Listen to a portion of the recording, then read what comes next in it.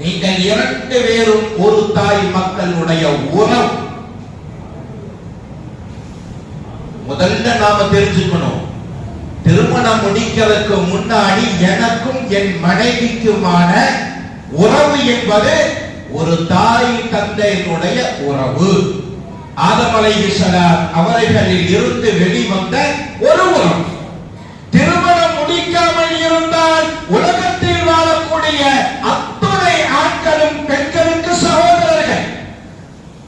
திருமணம் முடிக்காதவர்களாக இருந்தால் உலகத்தில் வாழக்கூடிய ஒவ்வொரு முஸ்லிமான ஆண்களுக்கும் பெண்கள் சகோதரிகள். சகோதர சகோதரனாக இருந்த அந்த உறவை திருமண பந்தத்தின் மூலம் அல்லாஹ் மாற்றுகிறான். கணவன் என்று மாற்றுகிறான், மனைவி என்று மாற்றுகிறான். சகோதர சகோதரிகளுக்கு மத்தியில் இல்லாத உறவு பந்தத்தை அல்லாஹ் திருமண பந்தத்தின் வழியாக அல்லாஹ் காண்பிச்சு கொடுத்தார். அப்படித்தாங்க.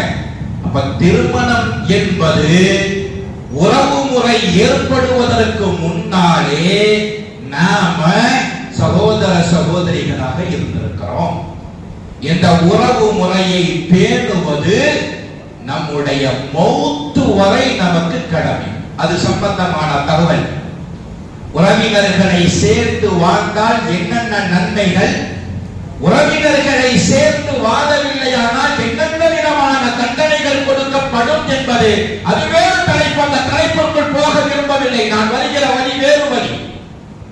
அப்ப எனக்கும் என் மனைவிக்குமான உறவு வருவதற்கு முன்பாகவே நான் சகோதர சகோதரி என்னும் உறவு இறங்குகிறது. அந்த உறவை காக்க வேண்டும், உறவை பாதுகாக்க வேண்டும். அந்த உறவுக்குள்ளான உரிமைகளும் கடமைகளும் பல இருக்குகிறது.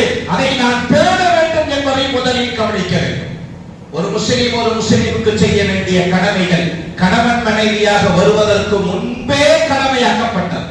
பார்த்தவுடன் சலாம் சொல்வது, சலாமை வாங்கியவுடன் வாலைக்கும் சலாம் சொல்வது, நோயாளிகளை நலம் விசாரிப்பது, ஜனாசாவில் கலந்து கொள்வது, யாராவது விருந்துக்கு அழைத்தால் அந்த விருந்துக்கு பதிலளிப்பது, தும்பினால் அல்ஹம்துலில்லாஹ் சொல்ல வேண்டும். அல்ஹம்துலில்லாஹ் சொல்ல ஒருவர் கேட்டால் யர்ஹமுக்குமுல்லாஹ் என்று சொல்வது ஒரு முஸ்லிமுடைய கடமை.